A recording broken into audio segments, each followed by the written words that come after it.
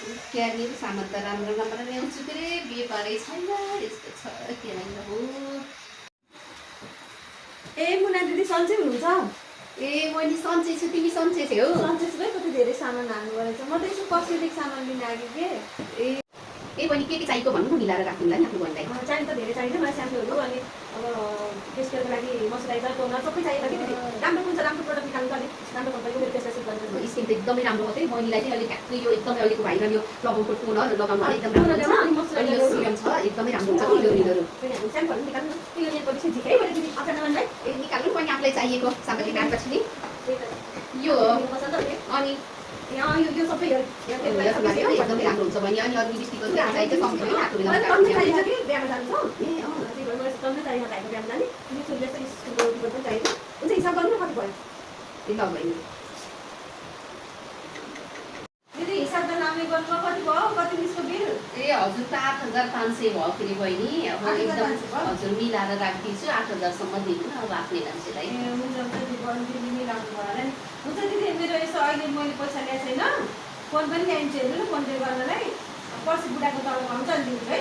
कहाँ त्यस्तो भनेर हुन्छ बहिनी, यत्रो राम्रो राम्रो सामान हाल्ने नि पसल चलाउन कति गाह्रो हुन्छ नि। ए दिदी दिन्छु कि म यहाँ कति कति हजारको सामान लान्छु बेला बेलामा आएर अनि लानु त लानुहुन्छ त नि बहिनी। अब यत्रो सामान बाँकी त कहाँ हुन्छ त नि हेर्न पसल ए त्यसो नभन्नु न म यहाँ हतार पर्सि बिहालाई एकदम कडा गर्न छु कि अनि बिहान त अहिलेसम्म बुनि नि भएन। ए राख्नु त ए 8000 भन्नुभयो यो 100 रुपियाँ राख्नु पर्ने यसको के हिसाब गरेर 100 रुपियाँको यो बोल्नु भयो। म 8000 कहाँ हुन्छ त नि बहिनी। बोली अनि 8000 मा दिन्छु पुग्न। अब हामी जस्ता तपाईँका नजिकका इष्टमित्र साथी आफन्तलाई नपत्ता कल बताउनु नपत्ताको होइन बहिनी, पसल चलाउन नि गाह्रो हुन्छ त व्यापारीको बाँकी त गर्नुपर्छ नि। अब हामीलाई कहिले कहिले अप्ठ्यारो परेको हुनसक्छ। अप्ठ्यारो त परेको हुनसक्छ। यत्रो यत्रो महँगो महँगो सामान हेर्नु न अब फेरि हामीले कसरी गर्ने नि बहिनी। यत्रो यत्रो सामान बाँकी दिएर चिन्छु बहिनी चिन्न त अब अनुहार हेरेर भन क्या हुन्छ। अब हामी नि चल्नु पर्यो गाह्रो हो नि त बहिनी। त्यस्तो नभन्नु मिलाइदिनु अब ढिलो नगर्नु होला के छिटो गर्नु होला बहिनी। अब हामीलाई मुस्किल हुन्छ। कस्तो हतार नछु है घर खाना बसालेर आएको अफिस जानुलाई ढिला भयो। ल बहिनी ढिलो नगर्नु होला है भाइ हामीलाई गाह्रो बहिनी। अब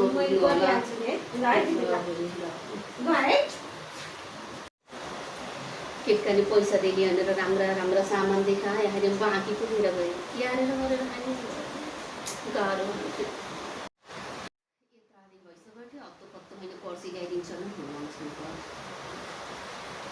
हेलो बहिनी सन्चै हुनुहुन्छ? अनि खोइ त नि फर्केरै आउनु होला त पसलतिर त। बुढाको तलब आएन र? ए दिदी तलब त आएको हेर्नु न कस्तो समस्या पऱ्यो। म आइहाल्छु भनेको थिएँ कस्तो तपाईँलाई बैमानी गरे जस्तो भयो। आइहाल्छु भनेको कस्तो समस्या पऱ्यो आउनु पाएन कि नरिसाउने भोलितिर आउँछ है।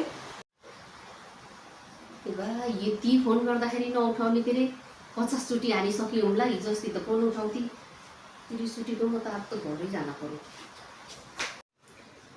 ए भा कति फोन हान्ने रहेछ भाइ यो हामीले 50 चोटि हान्यो भने के अरे नउठाएपछि त नअर्नु नि स्विच अफ राखिदिन्छु काम नपाएर मान्छे हामी चाहिँ यस्तो हैरान पार्ने आलोले बस्नु नदिन्छ। हे बहिनी पुरै छोड्यो नि त अस्ति त मुनाका एउटा सामान लिएर आएको पार्लरको यतिचोटि त फोन हानिदिने भाइ दिन्छु भनेर ल्याएपछि 50 चोटि फोन हाने यस्तो बाँकी ल्याए पासो बनाएछु छि। त्यसका त सामान किन्न नि नगएर है बहिनी यति अब होइन भोलि दिन्छु पर्सि दिन्छु भने नि महिना दिन्छ 1 वर्ष त्यस्तै समस्या पनि ढिला हुनसक्छ। 1 वर्ष पनि नपताउने के अरे भाइ फोन हाने चाहिँ त्यसमा त सामान नै नकिन्नु। के अरे अब मेरो एउटा सामान लिएर आएर मेरै कुरा काट्ने म त कति रिस उठेको भाइ। फोन गर्दा उठाउनु पनि छैन केही पनि छैन। आटे ए भाइ क्या आउँछु भने चाहिँ कस्तो घर घर आएको र हामी त गइन् मान्छेले त ल्याएर दिनुपर्छ कि लिएर आइथ्यो मेरै सामान लाएर यति राम्ररी भएर बस्ने ल ल तिमीलाई अब मेरै कुरा काटेर बस्दिरहेछु कि कुरा काटेको होइन क्या दिदी नरिसाउनु कुरा काटेको पनि पर्सि ल्याइदिन्छ। रिसाउनु अरे हजुर यत्रो फोन गर्दा उठाउनु छैन केही गर्नु छैन मेरै कुरा पर्सि ल्याइदिन्छु त पर्सि मेरो दिदी पर्सि ल्याइदिन्छु। पर्सि ल्याइदिन्छु अनि 2 वर्ष बिताइसकि घर जाँदाखेरि कहिले दुःख देखाउँछे धरक्कै रुन्छे हो कि झै पार्छे त्यति अरिअरि पनि नक्कल पार्न पर्ने यस्तो अरेर गराकसँग क्यारेर सक्ने हो अटे बा यस्तोहरू त गरिखान गाह्रो छ यसै अरिअरि ठगेर मारेका मलाई त क्यार्ने हो छ्या